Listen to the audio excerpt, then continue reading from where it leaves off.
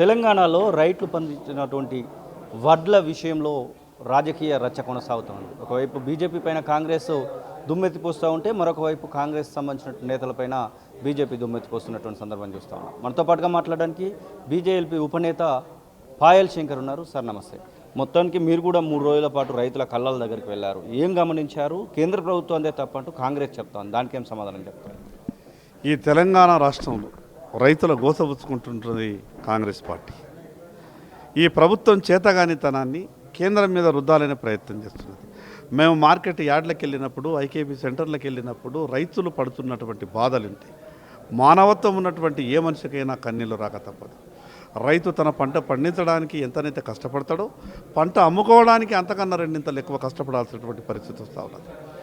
ఈరోజు రైతు 25 రోజులు మార్కెట్ యార్డ్లో తన పంటని అమ్ముకోవడానికే ఉంటే మిగతా తను వ్యవసాయం చేసుకోవడానికి ఎప్పుడు వెళ్ళాలి?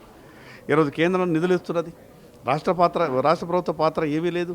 కేంద్ర ప్రభుత్వం ఈరోజు 51 లక్షల మెట్రిక్ టన్నులు మాకు కావాలని ఒప్పందం చేసుకున్నది, ఇస్తామని ఒప్పుకున్నది రాష్ట్ర ప్రభుత్వం. ఆ చేసుకున్నటువంటి ఒప్పందం కూడా ఈరోజు రాష్ట్ర ప్రభుత్వం పూర్తి చేయలేదు. రాష్ట్ర ప్రభుత్వ బాధ్యత ఏంటిది? ఎంతనైతే ఒప్పందం చేసుకున్నారో ముందుగా అదంతా కూడా కొని కేంద్ర ప్రభుత్వానికి ఇవ్వాలి. దాని తర్వాత మాట మీరు ఇచ్చిన టార్గెట్ అయిపోయింది, మాకు అదనంగా టార్గెట్ కావాలని చెప్పాలి. ఈరోజు భారతదేశం మొత్తం మీద కూడా 78-79 లక్షల మెట్రిక్ టన్నులు సేకరిస్తే 51 లక్షల మెట్రిక్ టన్నులు తెలంగాణ ప్రభుత్వంకి అవకాశం ఇచ్చింది ఈరోజు కేంద్ర ప్రభుత్వం. ఇంకా అంతకన్నా గొప్ప ఏం కావాలో? 65%, 70% కేంద్ర ప్రభుత్వం తెలంగాణ రాష్ట్రానికి అవకాశం ఇచ్చింది. కానీ ఇక్కడ ఉన్నటువంటి కాంగ్రెస్ పార్టీ ప్రభుత్వం ఆలోచన ఏంది అంటే వీళ్ళ అసమర్థతని కేంద్ర ప్రభుత్వం మీద నెట్టేసి తప్పించుకోవాలనేటువంటి ప్రయత్నం చేస్తున్నారు. మేము ఈరోజు మార్కెట్ యార్డ్లలో తిరుగుతున్నప్పుడు రైతులు పడేటువంటి బాధలు, గోనె సంచులు ఇచ్చేటటువంటి పరిస్థితుల్లో ఈ రాష్ట్ర ప్రభుత్వం లేదంటే ఏ రకమైనటువంటి అడ్మినిస్ట్రేషన్ నడుస్తూ ఉన్నది అర్థమవుతుంది. వీళ్ళంతా కూడా ముందే ప్రొక్యూర్మెంట్ చేసుకోవాలి. ఎన్ని కోట్ల గోనె సంచులు కావాలో ముందు లెక్క ఉండాలి. కానీ కొనుగోలు కేంద్రాలు ప్రారంభించిన తర్వాత గోనె సంచుల కొరకు లెక్కితే ఇది ప్రభుత్వ వైఫల్యం పూర్తిగా దాంట్లో మనకు కట్టొచ్చినట్టు కనిపిస్తూ ఉన్నది. అందుకే ఈరోజు భారతీయ జనతా పార్టీ రైతు గోసా బీజేపీ భరోసా అనే యాత్ర ద్వారా మార్కెట్ యార్డ్లు ఐకేపీ సెంటర్లకు వెళ్ళినాం, రైతులకు భరోసా ఇచ్చడం. రేపు కూడా ఈ రాష్ట్ర ప్రభుత్వం పూర్తిగా రైతుల దగ్గర ఉన్నటువంటి ధాన్యాన్ని పూర్తిగా కొనుగోలు చేసే వరకు భారతీయ జనతా పార్టీ ఈ ప్రభుత్వం మీద ఒత్తిడి ఇస్తుంది. వడ్లకు సంబంధించి బాగానే ఉంది, కానీ మక్కలకు సంబంధించినటువంటి విషయంలో కేంద్ర ప్రభుత్వం కొనుము అని తేల్చి చెప్పిందని చెప్తా ఉన్నారు ముఖ్యమంత్రి రేవంత్ రెడ్డి స్వయంగా. అసలు దీనికి ఏం సంబంధం చెప్తారు? మక్కలు ఎందుకు కొనట్లేదంటే ఏం సమాధానం? అసలు ఈ రాష్ట్ర ప్రభుత్వంలో మాట్లాడుతున్నటువంటి పెద్దలు కొన్ని విషయాలు ఆలోచించాలి. ఈరోజు ఈ రాష్ట్రంలో పండేటటువంటి పత్తి 1000 కోట్ల రూపాయలు కేంద్ర ప్రభుత్వం పెట్టి నేరుగా కొనుగోలు చేస్తున్నది. దాంట్లో రాష్ట్ర ప్రభుత్వం నయా పైసా భాగస్వామ్యం లేదు. ఈరోజు వడ్లు కొనుగోలు చేస్తున్నాం. అసలు వ్యవసాయం అనేది రాష్ట్రానికి సంబంధించిన అంశం. ఈ రాష్ట్రం మొత్తం అన్ని రకాలుగా వనరులు సమకూర్చుకోవాలి. కానీ అదనంగా ఈరోజు దీని వడ్లకు కావచ్చు, పత్తికి కావచ్చు, అదేవిధంగా శనగలకు కావచ్చు, అదేవిధంగా సోయాబీన్ కావచ్చు, ఈ రకంగా కేంద్ర ప్రభుత్వం ఇంత గొప్పగా సాయం చేస్తా ఉన్నా కూడా మరి రాష్ట్ర ప్రభుత్వం ఏం చేస్తుంది? ఇక్కడ మంత్రి పదవులు కావాలా, ముఖ్యమంత్రి పదవి కావాలా, రాష్ట్రంలో ఉన్నటువంటి మిగతా కమిషన్లు కావాలా? కానీ రైతులకు సంబంధించిన అంశం వచ్చే వరకంటే మా బాధ్యత లేదు, కేంద్రం కొంటలేదు. కేంద్రం చేయాల్సిన సహకారం పూర్తిగా అందిస్తున్నది.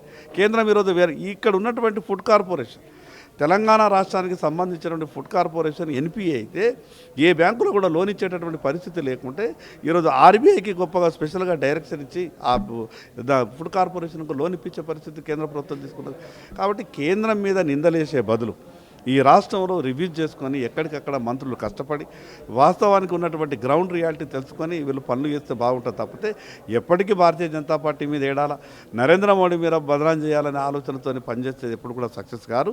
రైతులకు ఉన్నటువంటి బాధల్ని అర్థం చేసుకొని ఈ రాష్ట్రంలో పండించిన రైతు పంటలను అన్నింటినీ కూడా కొనుగోలు చేసే వరకు భారతీయ జనతా పార్టీ ప్రభుత్వం మీద, తెలంగాణ ప్రభుత్వం మీద ఒత్తిడి వేసుకుంది. తెలంగాణ సిద్ధించి దాదాపు పుష్కరం దాటిపోయింది. రేపటితోని 13వ ఏటకు కూడా అడుగు పెట్టబోతా ఉన్నాం. అయినప్పటికీ కూడా తెలంగాణ అనేటువంటి దానిపైన ఎప్పుడో ఒకసారి అవగులు చెవకులు పేరుతూనే ఉన్నారు. బక్కన్ నరసింహులు టీడీపీ నేత మొన్నటికి మొన్న అసలు డిక్షనరీలో లేదని చెప్తా ఉన్నారు. మరికొద్ది రోజుల కిందటైతే ఒక ఎంపీ చెప్తా ఉన్నాడు, ఇండియా పాకిస్తాన్ విడదీసినట్టుగా విడదీశారంటూ. స్వయంగా ప్రధానమంత్రి కూడా 1-2 సార్లు మాట్లాడినట్టు. అసలు ఈ వివక్షను ఎట్లా చూడవచ్చు అంటారు? తెలంగాణ అనే విషయం డిక్షనరీలో లేదు అని ఎవడో మాట్లాడితే పిచ్చోడు మాట్లాడటట్టు. అన్ని విషయాలు డిక్షనరీలో, ఫలానా విషయం డిక్షనరీలో లేదు కాబట్టి ఏదో మాట్లాడతామంటే అది మంచి పద్ధతి కాదు. కాబట్టి తెలంగాణ గురించి కొందరు కావాలనే ఉద్దేశంతో ఏ రకంగా అప్పుడు ఉన్నటువంటి సందర్భాల్లో పరిస్థితిని బట్టి మాట్లాడుతున్నారో తెలియదు. కానీ తెలంగాణని అవమానించేటటువంటి ధోరణి ఎవరు మాట్లాడినా కూడా అది పూర్తిగా బాధ్యతారాహిత్యం అవుతుంది. ఎస్, మీరు కాంగ్రెస్ పార్టీలోకి పోతారని చెప్తా ఉన్నారు, కంది శ్రీనివాస్ రెడ్డి అనేటువంటి దానికి ఏం సమాధానం చెప్తారు? చెప్పండి సార్.